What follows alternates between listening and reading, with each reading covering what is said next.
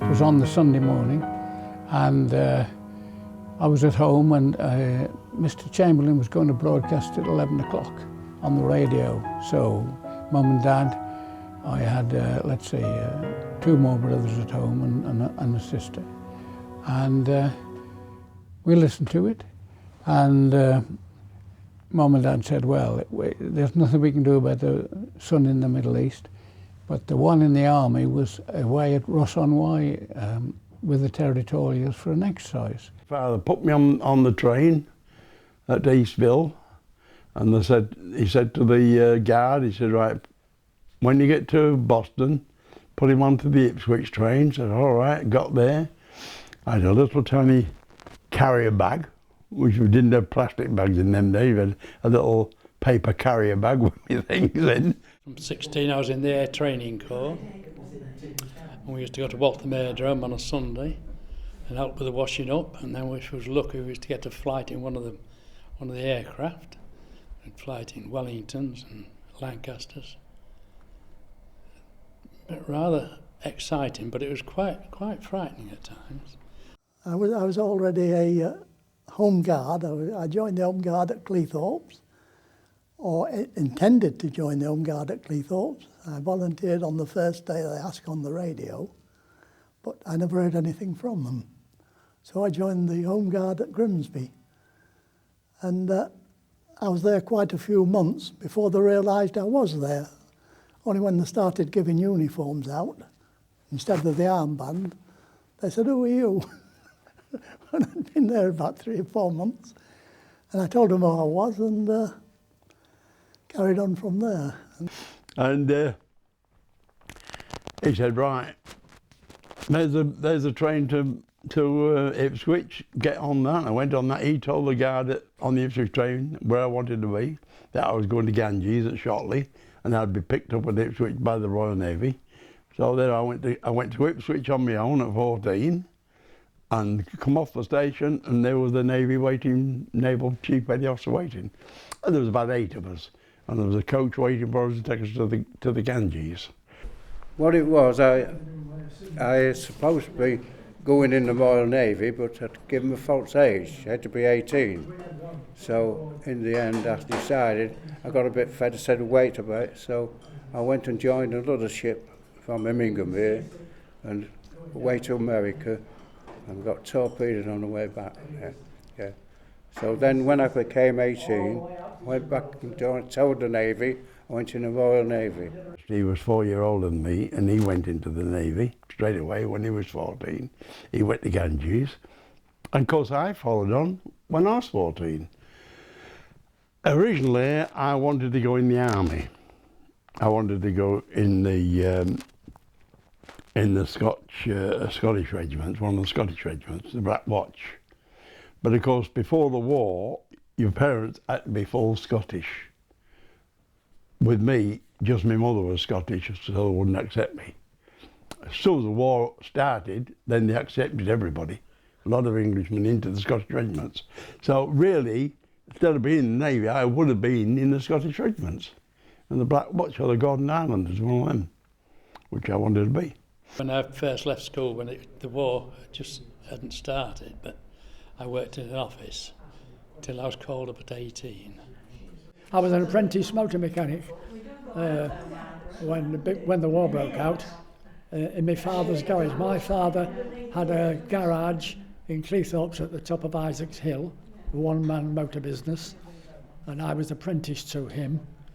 When the war came along in 1940, we moved and went to Coventry, because some friends of ours said they'll never bomb Coventry, it's in a hollow, they can't see it.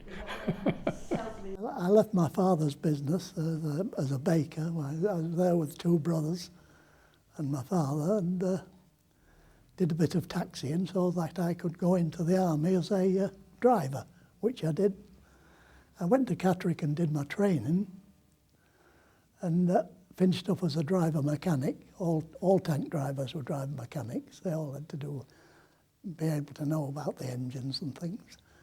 And excuse me, I carried on my training there and passed all my training business, and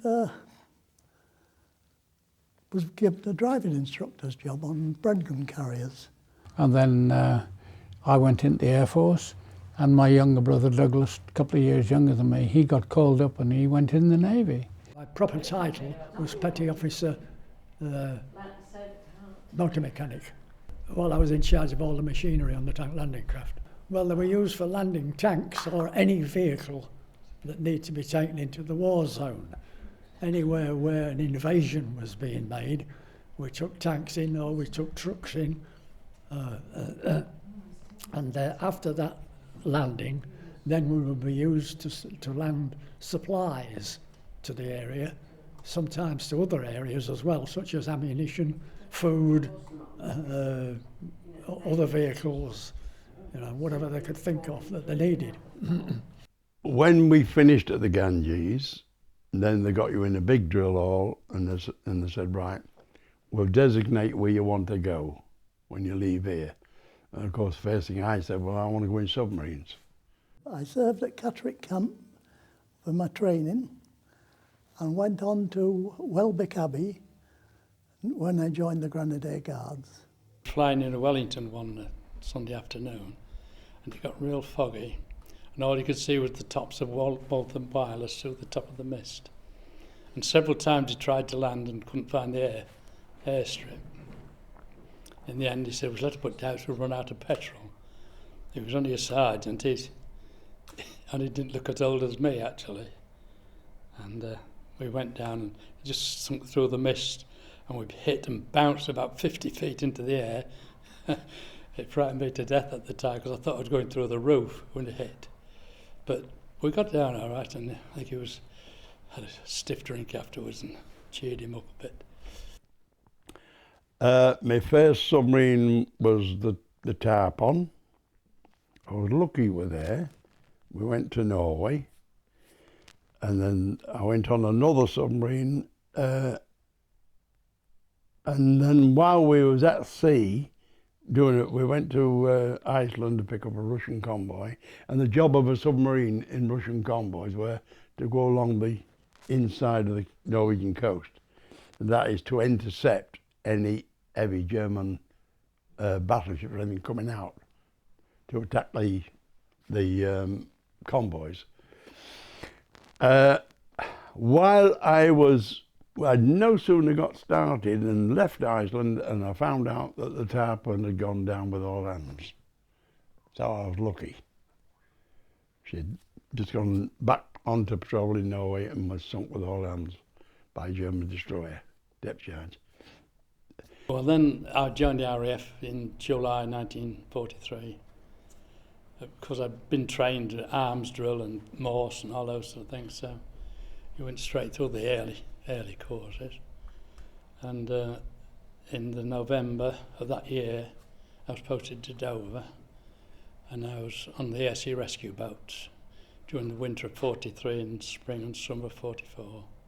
One night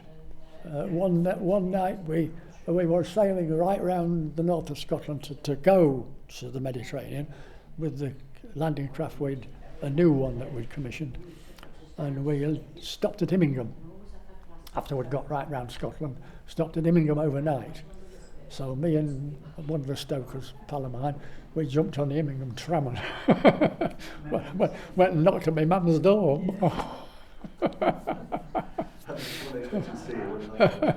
So we slept the night there in Mum's house and got a taxi back to Immingham in the morning. And then we went on right round to Falmouth and stopped at Falmouth. And then we came back to UK,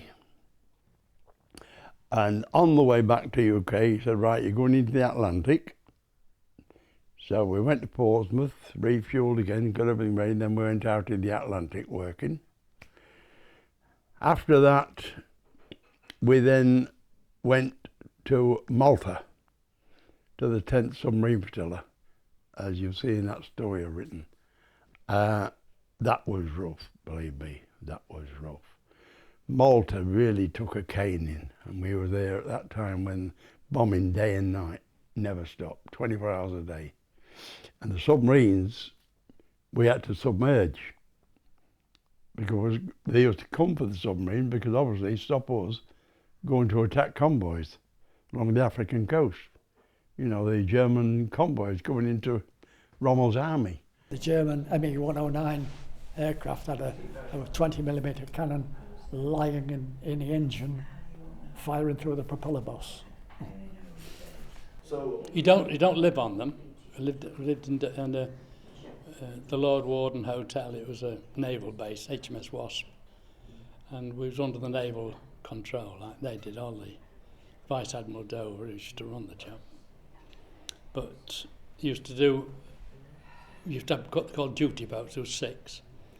Every day there was 2 duty boats went straight out at 5 o'clock in the morning if there was nothing going on. There was any air activity, and there usually was at that time of the war. There was all 6 boats was out, and we used to go into mid-channel, take up a post near some of the navigation boys, switch their engines off and drift backwards and forwards with the tide. It didn't matter about going over the minefields, because the British minefields were ever so deep to keep the submarines away.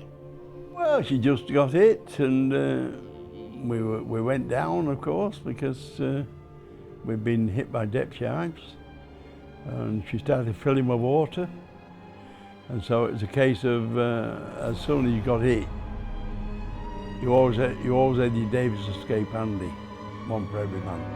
So we put them on immediately, and as soon as the water started coming in, then we had a Davis escape on all the time, because again, you had to be ready for chlorine gas escaping from the batteries.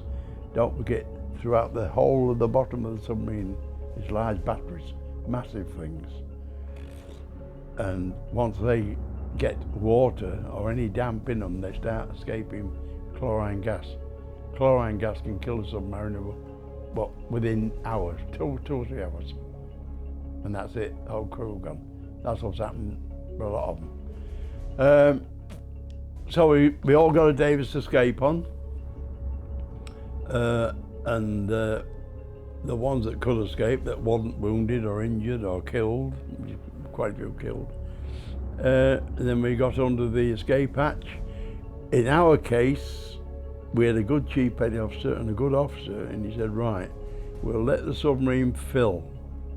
We'll have you all together under the conning tower, we'll let the submarine fill, and we'll come out the conning tower, which is a quicker and easier way.